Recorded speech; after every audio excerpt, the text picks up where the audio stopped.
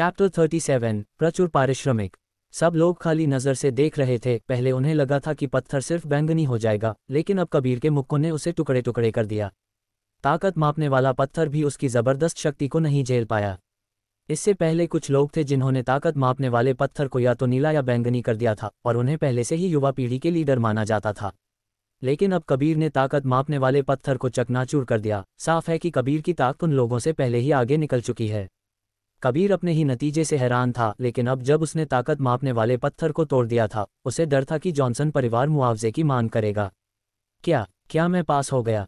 मेरा इसे तोड़ने का कोई इरादा नहीं था। मैं बस टेस्ट के लिए अपनी सबसे मजबूत ताकत का इस्तेमाल करना चाहता था। मुझे उम्मीद नहीं थी कि मेरी किस्मत इतनी अच्छी होगी और मैं इसे अचानक चकनाचूर कर दूंगा। कबीर ने सिर खुजाते हुए मुस्कुराया। सब लोग उसकी तरफ तिरस्कार से देख रहे थे। पत्थर को किस्मत से चकनाचूर करना, सिर्फ एक बेवकूफ़ ही इस बकवास पर यकीन करेगा। पास। इंचार्ज ने सोचा, अगर इसे पास नहीं माना जाएगा तो कोई भी पास नहीं हो पाएगा। उसकी शीट पर एक और मुहर लगा दी गई, जिससे उसे King City martial art tournament में भाग लेने की इजाज़त मिल गई। कबीर ने गहरी सांस ली। जाहिरा तौर पर जॉनसन परिवार ताकत मापने वाले पत्थर के लिए मुआवजे की मांग नहीं करने जा रहा था। यकीनन ये कबीर की पूरी ताकत नहीं थी, क्योंकि वह सिर्फ आग और लकड़ी की विशेषता वाले क्यूई का उपयोग कर रहा था, और अन्य 3 विशेषताओं वाले असली क्यूई का अभी भी इस्तेमाल नहीं किया गया था। अगर सभी 5 विशेषताओं वाले असली क्यूई का इस्तेमाल किया जाता तो वह और भी ज़्यादा शक्तिशाली होता। वह आग और लकड़ी की विशेषता वाले क्यूई के बीच के जुड़ाव को परफेक्ट करने के लिए कई दिनों से अभ्यास कर रहा था, जो एक दूसरे के पूरक थे और एक ज़्यादा शक्तिशाली असली क्यूई में बदल रहे थे। ये कबीर के लिए एक ही लेवल के लोगों के बीच एक मुश्किल प्रतिद्वंद्वी होने की एक मुख्य वजह भी थी। रजिस्ट्रेशन से लौटने के तुरंत बाद कबीर ने तुरंत गोलियां बनाना शुरू कर दिया। इस उम्र में भी उसके द्वारा बनाई गई गोलियां कई पुराने रसायनिकों से बेहतर थीं, यह महेंद्र विल्सन ने कहा था। पिछले कुछ दिनों में उसने सिमी से बहुत सारे रसायन विज्ञान के कौशल और अनुभव सीखे थे और उन्हें महेंद्र विल्सन के साथ शेयर किया था। महेंद्र विल्सन को भी उनसे बहुत फ़ायदा हुआ था, लेकिन महेंद्र विल्सन को लगा कि वे कबीर की अपनी सोच थी, इसलिए वह अपने भतीजे की और भी ज़्यादा प्रशंसा करने लगे। 10 दिन जल्दी बीत गए। उसके छोटे से आंगन में मुट्ठी के आकार के 6 सुनहरे फल चमक रहे थे। जब उन पर सूरज की रोशनी पड़ी तो एक बहुत ही आकर्षक सुनहरी चमक दिख रही थी। उनके पास कोई धातु आत्मा फल से निकलने वाली तीखी आत्मा क्यूई महसूस कर सकता था। यह एक गहन स्तर का उच्च श्रेणी का आत्मा फल है। मुझे आश्चर्य है कि इसका स्वाद कैसा होता है। कबीर ने ज़बरदस्ती अपनी लार ली। अगर उन पुराने रसायनिज्ञों को उसके इस विचार के बारे में पता चलता तो उसे तुरंत पीट पीट कर लुगदी बना दिया जाता। धातु आत्मा फल खाना सीधे सीधे उसे फेंक देना था। कबीर ने 6 चमकते सुनहरे धातु आत्मा फल सावधानी से उठाए और उन्हें अपनी स्टोरेज पाउच के अंदर रखने के बाद स्टोर से जल्दी से निकल गया और पिलेरोमा हर्बल मनो के पास एक जगह पर पहुंच गया, जो पूरी तरह से रसायनिज्ञों को रसायन विज्ञान में मदद करने के लिए ध्यान केंद्रित था। उसने पहले ही एक नोटिस चिपकाने के लिए तैयार कर लिया था। विल्सन परिवार की पिलकिंग हॉल 3 रसायनिज्ञों की भर्ती कर रही है, जो नश्वर स्तर की उच्च श्रेणी की गोलियां बना सकते हैं। पारिश्रमिक धातु आत्मा फल। ऊपर उसने अपना नाम और पता भी लिखा था। हालांकि उसके पास 6 धातु आत्मा फल थे, वह अपने खुद के इस्तेमाल के लिए कुछ छोड़ने वाला था। आखिरकार यह धातु आत्मा फल बिल्डिंग फाउंडेशन पिल को बनाने में भी बहुत उपयोगी है। कबीर स्टोव पर लौट आया और धैर्यपूर्वक इंतजार किया। वह जानता था कि कई रसायनिज्ञ जल्द ही इनाम से आकर्षित होकर यहाँ आएंगे। आखिरकार एक धातु आत्मा फल एक अनमोल गहन स्तर का उच्च श्रेणी का आत्मा फल है। हर रसायनिज्ञ की इसे पाने की इच्छा थी। जल्द ही वह कई रसायनिज्ञों को आकर्षित कर पाएगा। कबीर को ज़्यादा देर तक इंतजार नहीं करना पड़ा। कोई तुरंत आया और उसके बारे में पूछा। उसके आश्चर्य की बात यह थी कि वह कोई रसायनिज्ञ नहीं था, बल्कि कोई ऐसा था जिससे वह पहले से ही परिचित था। पिलेरोमा हर्बल मनो की मालकिन जेसल वेल्स। महेंद्र विल्सन भी काफ़ी उलझन में थे। उन्हें कबीर के रसायनिज्ञों को काम पर रखने के लिए धातु आत्मा फल का उपयोग करने के बारे में कुछ भी पता नहीं था, नहीं तो वह पहले से ही कूद रहे होते। जेस वेल्स घोड़े की गाड़ी से उतरी और सीधे स्टोव में चली गई। इस समय उसने अपने चेहरे को घूंघट से नहीं ढका था। अपनी बर्फ सफ़ेद पोशाक में वह सुरुचिपूर्ण और कुलीन लग रही थी। उसकी खूबसूरत और सुरुचिपूर्ण चेहरे पर नाराजगी देखकर कबीर ने तुरंत पूछा, मनो मालकिन, हुआ क्या हुआ?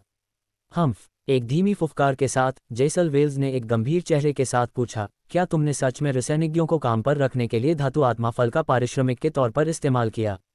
महेंद्र विल्सन एक पल के लिए हैरान हुए, फिर जल्दी से कबीर पर एक नज़र डाली। क्या समस्या है? क्या इसकी इजाज़त नहीं है?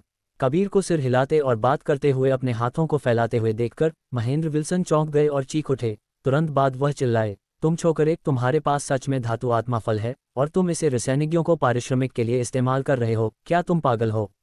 धातु आत्मा फल सिर्फ संयोग से ही मिल सकता है, वे बहुत दुर्लभ हैं। आमतौर पर जिन लोगों के पास धातु आत्मा फल होता है वे सिर्फ इसका इस्तेमाल अपने लिए करेंगे, जबकि सिर्फ इसके छिलके और बीज को बेचेंगे। खांसी खांसी। कबीर ने मेज पर 2 चमकते सुनहरे फल रखे। अचानक उनमें से विचित्र आत्मा क्यूई बहने लगी, जिसने महेंद्र विल्सन और जेसल वेल्स को भी डरा दिया। उन्हें उम्मीद नहीं थी कि कबीर के पास उनमें से 2 होंगे। तुम महेंद्र विल्सन हकलाने लगे। जेस वेल्स ने गहरी सांस ली। आखिरकार वह एक बड़े संप्रदाय से थी और पहले ही दुनिया देख चुकी थी, लेकिन उसके लिए कबीर को इतनी कम उम्र में सच में इतना बड़ा खजाना रखना अभी भी अकल्पनीय था। 1000 नसें वाला फल, नर्क की आत्मा घास, 1000 साल की जानवर की गोली और अब धातु आत्मा फल, ये सब बहुत कीमती थे और उसने हासिल किए थे। इस पल कबीर एक और धातु आत्मा फल के साथ आया। उन दोनों को एक बार फिर से झटका लगा। कबीर बस हंसा और कहा, बड़े चाचा, मुझे पता है कि आप छिपे रहना पसंद करते हैं, इसलिए मैं इन 3 धातु आत्मा फल को आपको सुरक्षित रखने के लिए देता हूँ। एक आपके अपने इस्तेमाल के लिए है, जबकि अन्य 2 रसायनिज्ञों को काम पर रखने के लिए पारिश्रमिक के लिए हैं। जब ये रसायनिज्ञ आएंगे तो उन सभी की समीक्षा आपके द्वारा की जाएगी। जेस वेल्स मेज पर 3 चमकते सुनहरे फलों को देख रही थी। उन्होंने अपने कोमल होठों को चबाया। उनके चेहरे पर एक अवर्णनीय रंगत दिख रही थी। उनकी राय में कबीर रसायन विज्ञान की एक दुर्लभ पौध थे और सच में असली मार्शल क्षेत्र में आगे बढ़ने का एक बड़ा मौका था, लेकिन वह कबीर को पिल एरोमा पैराडाइस में शामिल होने के लिए लुभा नहीं पा रही थी। महेंद्र विल्सन के हाथ कांप रहे थे क्योंकि उन्होंने सावधानी से धातु आत्मा फल प्राप्त किए। अपने उत्साहित दिल को जबरदस्ती रोकते हुए कहा, तुम छोकरे, तुम्हें वे कहाँ से मिले? कबीर ने यूं ही कहा, पिछली रात पहाड़ों में अभ्यास करते समय मुझे एक छिपी हुई जगह मिली, मैं पूरा पेड़ वापस ले आया। धातु आत्मा का पेड़ आमतौर पर 5 फल देगा। ऐसा लगता है कि तुम अब काफी अमीर हो। जेसल वेल्स की करामाती लाखों आंखों के जोड़े ने धीरे से कबीर पर पलक झपकाई, जो अवर्णनीय रूप से आकर्षक था। कबीर ने अपना सिर झुकाकर उसकी मनमोहक नज़र से बचते हुए पूछा, मनोमालकिन हुआ, आप यहाँ क्यों आए हैं? मैं देखना चाहती थी कि क्या तुम्हारे पास सच में धातु आत्मा फल है, लेकिन तुम्हारा ये तरीका बहुत ही हाई प्रोफाइल है, ये बहुत ही परेशानी भरा होगा। पहले जॉनसन परिवार ने तुम्हारे विल्सन परिवार की पिलकिंग हॉल पर एक औंस भी ध्यान नहीं दिया था, लेकिन अब वे तुम्हें अपनी दुकान आसानी से खोलने की इजाज़त नहीं देंगे क्योंकि तुम अब रसायनिज्ञों को आकर्षित करने के लिए धातु आत्मा फल का उपयोग कर रहे हो। जो हमें रोकने की हिम्मत करेगा, मैं उन्हें मार डालूंगा। महेंद्र विल्सन एक शानदार आवाज में गरजे, उन्हें अभी अभी एक धातु आत्मा फल मिला था। कुछ समय दिया जाए तो वह इसे एक गोली में बना पाएंगे और इस तरह अपनी मौजूदा बाधा को तोड़ना आसान हो जाएगा।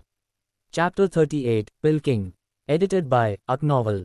यंग मास्टर विल्सन, आपको मेरे पिछले आमंत्रण पर फिर से विचार करना चाहिए। यह एक अच्छा अवसर है और आपको इस पर ध्यान से विचार करना चाहिए। जेसल वेल्स की साफ और सुंदर आंखों में विनती का एक टुकड़ा मौजूद था। जेस वेल्स चली गईं। महेंद्र विल्सन ने कबीर की तरफ एक अजीब नज़र से देखा, फिर धीमी आवाज में पूछा, छोकरे, वह औरत पिल एरोमा मनो हॉल की प्रबंधक भी है, लेकिन तुम्हारे सामने उसमें थोड़ी भी घमंड नहीं था। उसने तुम्हें कहाँ आमंत्रित किया था? उसने मुझे पिल एरोमा पैराडाइस में शामिल होने के लिए आमंत्रित किया था, लेकिन चूंकि मेरी दिलचस्पी एक्सट्रीम मार्शल सेक्ट में शामिल होने की है, इसलिए मैंने मना कर दिया। क्या? महेंद्र विल्सन एक पल के लिए हक्का बक्का रह गए। उसके तुरंत बाद उन्होंने कबीर के सिर पर मारा। पिल एरोमा पैराडाइस सभी रसायनिज्ञों के लिए पवित्र भूमि है और तुम छोकरे ने इसे मना कर दिया। कबीर ने अपना सिर सहलाते हुए मुंह मोड़कर कहा, बड़े चाचा, ये औरत सिर्फ एक नौकरानी है। उसने कई दूसरे लोगों को पिल एरोमा पैराडाइस में शामिल होने के लिए मूर्ख बनाया था और मैं ऐसी मूर्खतापूर्ण चीजें नहीं करूंगा। एक संप्रदाय में दाखिला लेना एक बहुत ही ज़रूरी मामला है और मैं एक ऐसे संप्रदाय में दाखिला लेना चाहता हूं जिसकी मैं प्रशंसा करता हूं। एक बार जब कोई एक संप्रदाय का शिष्य बन जाता है तो उसे छोड़ना बहुत मुश्किल होगा, जब तक कि संप्रदाय खुद उसे बाहर न निकाल दे, और एक बार बाहर निकाले जाने पर कोई दूसरा संप्रदाय उन्हें नहीं लेगा। इसलिए कबीर उस संप्रदाय पर ध्यान से विचार करना चाहता था जिसे वह चुनता है। कबीर के पास सिमी थी जो उसे रसायन विज्ञान सिखाती थी। आत्मा जड़ी बूटियों को परिपक्व करने के लिए ड्रैगन सलाइवा एक्सरसाइज भी थी। उसे पिल एरोमा पैराडाइस में प्रवेश करने की कोई इच्छा नहीं थी। इस तरह वह एक्सट्रीम मार्शल सेक्ट में प्रवेश करना चाहता था जिसकी एक बहुत मजबूत विरासत थी। बहुत समय नहीं बीता था कि 2 रसायनिज्ञ दरवाजे पर आ गए। महेंद्र विल्सन मुख्य रूप से जांच पड़ताल के लिए जिम्मेदार थे। शुरू में रसायनिज्ञ धातु आत्मा फल पर एक नज़र डालना चाहते थे, इसलिए महेंद्र विल्सन ने गर्व से उनके सामने धातु आत्मा फल निकाला। इन रसायनिज्ञों को उसे ईर्ष्या के साथ देखते हुए देखकर महेंद्र विल्सन अपने दिल में बहुत खुश हुए। महेंद्र विल्सन ने पहले उन्हें खुद गोलियां बनाने दी, उसके बाद उन्होंने उनसे नश्वर स्तर की मध्य श्रेणी की गोली बनाने के लिए कहा। गोली की गुणवत्ता और रसायन विज्ञान की प्रक्रिया के समय को देखकर वह इन रसायनिज्ञों के स्तर की पहचान करते हैं। जिस बात ने महेंद्र विल्सन को निराश किया वह ये थी कि सिर्फ एक दिन में, हालांकि दसियों लोग आवेदन कर रहे थे, लेकिन केवल 2 या 3 को रसायनिज्ञ माना जा सकता था। इसके अलावा कई लोग मानदंडों को पूरा करने में भी नाकाम रहे। कुछ ऐसे लोग भी थे जो मुश्किल हालातों में अपना फ़ायदा उठाना चाहते थे। कबीर चिंतित नहीं था, क्योंकि कई रसायनिज्ञ अक्सर रसायन विज्ञान के लिए खुद को अलग कर लेते थे और इस तरह उन्हें अभी तक जानकारी नहीं मिली थी। इसलिए उन्होंने अनुमान लगाया कि अगले कुछ दिनों में किंग सिटी के कई ताकतों से जुड़े कई रसायनिज्ञ आवेदन करेंगे।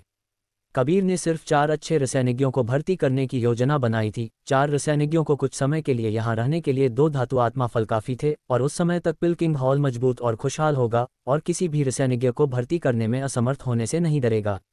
पहले की तरह कबीर अपनी मूल दिनचर्या पर लौट आया। रात में अभ्यास करने के लिए बाहरी इलाके में जाना और पिलकिंग हॉल में गोलियां बनाने के लिए जल्दी वापस लौटना। नोटिस लगाने के बाद 3 दिन बीत गए। कबीर शहर के बाहर पहाड़ों से लौटा। सुबह सुबह कुछ भूरे सफ़ेद बालों वाले बूढ़े आदमियों को पिलकिंग हॉल के प्रवेश द्वार के चारों ओर खड़े देखा। इस समय आसमान अभी अभी ही रोशन हुआ था। पिलकिंग हॉल अभी तक खुला नहीं था, इसलिए रसायनिज्ञ पद के लिए ये उम्मीदवार केवल धैर्यपूर्वक इंतजार कर सकते हैं। आम दिनों में ये रसायनिज्ञ हमेशा अलग थलग रहते थे। वे कई आत्मा सिक्के भी उनके सामने रखे जाने पर भी आंख नहीं झपकाएंगे, लेकिन वे इन दुर्लभ और कीमती आत्मा जड़ी बूटियों को खजाना मानते हैं, क्योंकि कोई भी आत्मा सिक्के उन्हें नहीं खरीद सकते हैं। कबीर ही थे जिन्होंने स्टोव का नाम पिलकिंग हॉल रखा था। जब तक उनके पास पर्याप्त मात्रा में गोलियां होंगी, वे इसे खोल पाएंगे। चूंकि महेंद्र विल्सन के पास एक पुराने रसायनिज्ञ कहलाने के लिए पर्याप्त योग्यता थी, अन्य रसायनिज्ञ पिलकिंग हॉल में शामिल होने के लिए बहुत खुश थे। जैसे ही दरवाजे खुले, दसियों रसायनिज्ञ एक के बाद एक जल्दी से महेंद्र विल्सन को बधाई दी। इन रसायनिज्ञों की सांस में थोड़ी सी गर्मी से कबीर ने मोटे तौर पर रसायन विज्ञान में उनके स्तर का अनुमान लगाया। 2 को छोड़कर दूसरों का असली क्यूई पर्याप्त शुद्ध नहीं था और वे केवल कम श्रेणी की गोली बना सकते थे। इनमें से कई आधे अधूरे रसायनिज्ञ केवल अपनी किस्मत आजमाने के लिए यहाँ आए थे, क्योंकि वे सभी जानते थे कि ज़रूरी योग्यता निश्चित रूप से उच्च होगी। उनके पिलकिंग हॉल में प्रवेश करने के बाद कबीर भी उनके साथ चला गया। इस बिंदु पर एक सुनहरे बालों वाला झुर्रियों वाला बूढ़ा आदमी अंदर चला गया। उसने प्रवेश करते ही चिल्लाया, स्टुअर्ट बाहर निकलो।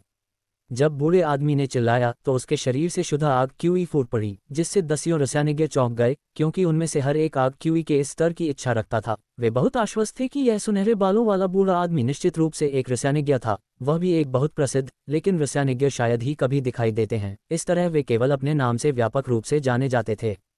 कबीर बाहर खड़ा हुआ और जवाब दिया, मैं यहाँ का स्टुअर्ट हूँ, तुम मुझसे क्या चाहते हो? सब लोग जानते थे कि पिलकिंग हॉल विल्सन परिवार की संपत्ति थी और इंचार्ज कबीर था।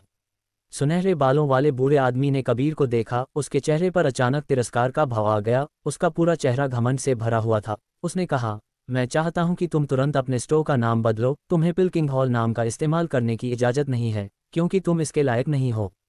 विल्सन ने थोड़ी अपनी आंखें से कुढ़ी। क्यों? मैंने ये नाम चुना और किसी भी तरह से तुम्हें नुकसान नहीं पहुंचा रहा है। अगर तुम यहाँ परेशानी पैदा करने के लिए हो तो मुझे असभ्य होने के लिए दोष मत देना। उस सुनहरे बालों वाले बूढ़े आदमी ने तिरस्कारपूर्वक कबीर की तरफ देखा और मुस्कुराया। ये बूढ़ा आदमी पिलकिंग है, इसलिए मैं तुम्हें इस भाई के नाम का इस्तेमाल अपने स्टोव के लिए करने की इजाज़त नहीं दूंगा। पिलकिंग, इन 2 शब्दों को सुनने के बाद महेंद्र विल्सन और वे रसायनिज्ञ उम्मीदवार तुरंत चौंक गए। पूरे दक्षिणी मार्शल साम्राज्य में ऊंचे और निचले दसियों लाख लोग थे। केवल एक ही रसायनिज्ञ था जिसमें एक बहुत ही शानदार रसायन विज्ञान तकनीक थी, जिसे पिलकिंग कहा जाता था। इसके अलावा उसके जॉनसन परिवार के साथ संबंध थे। इस बिंदु पर हर कोई ये तय करने में सक्षम था कि ये घमंडी बूढ़ा आदमी दक्षिणी मार्शल साम्राज्य का पिलकिंग है। एल्बर्ट। कबीर इस नाम से अनजान नहीं था। बचपन से ही उसने अक्सर यह नाम सुना था और अब अप्रत्याशित रूप से इस व्यक्ति को देखने में सक्षम था। उसने जल्दी से तय किया कि पिलकिंग निश्चित रूप से जॉनसन परिवार द्वारा परेशानी पैदा करने के लिए भेजा गया था। कबीर ने माथे पर शिकन डाली। ये वाकई कुछ परेशानी भरा था। उसने पिलकिंग हॉल का नाम इसलिए रखा क्योंकि वह चाहता था कि स्टोव का नाम कुछ दबंग हो। उसे सच में उम्मीद नहीं थी कि असली पिलकिंग साइनबोर्ड को तोड़ने के लिए अंदर चला आएगा। हम्फ, इस आदमी पर भरोसा करते हुए पिलकिंग होने का दावा करने की हिम्मत। मैं हजारों सालों से रसायन विज्ञान कर रहा हूं और बस मुश्किल से पिल फाउंडर रैंक हासिल करने में सक्षम हूं। पिलकिंग को तो छोड़ ही दो, जो पिल फाउंडर से भी बेहतर है। सिमी की तिरस्कारपूर्ण आवाज़ कबीर के दिमाग में गूंजी। कबीर अपने दिल में थोड़ा हैरान था। इस समय उसे पता चला कि मूल रूप से वह नाम एक रसायनिज्ञ के स्तर के लिए तय किया गया था। उसकी आंखें चमक उठी। एल्बर्ट का मजाक उड़ाते हुए कहा, तुम पिलकिंग होने का दावा करने की हिम्मत करते हो? क्या तुम उन बड़े संप्रदायों में जाकर दिखावा करने की क्षमता रखते हो? तुम्हें लगता है कि दूसरे तुम्हें नहीं डांटेंगे? ये बूढ़ा आदमी जो स्वर्ग और पृथ्वी की विशालता को नहीं जानता। बड़े संप्रदायों की बात करें तो अन्य रसायनिज्ञ भी उन बड़े संप्रदायों के अंदर के रसायनिज्ञों के कितने खतरनाक होने के बारे में जानने के लिए उत्सुक थे। उन रसायनिज्ञों के सामने एल्बर्ट जाहिर तौर पर पिलकिंग होने का दावा करने की हिम्मत नहीं करता था, वह केवल इस नश्वर दुनिया के देश में ही ऐसा दिखावा कर सकता था। एल्बर्ट का चेहरा गुस्से से लाल हो गया, उसने सोचा नहीं था कबीर नाम का छोटा शैतान उसे अपमानित करने की हिम्मत करेगा, और वह भी दूसरों के सामने।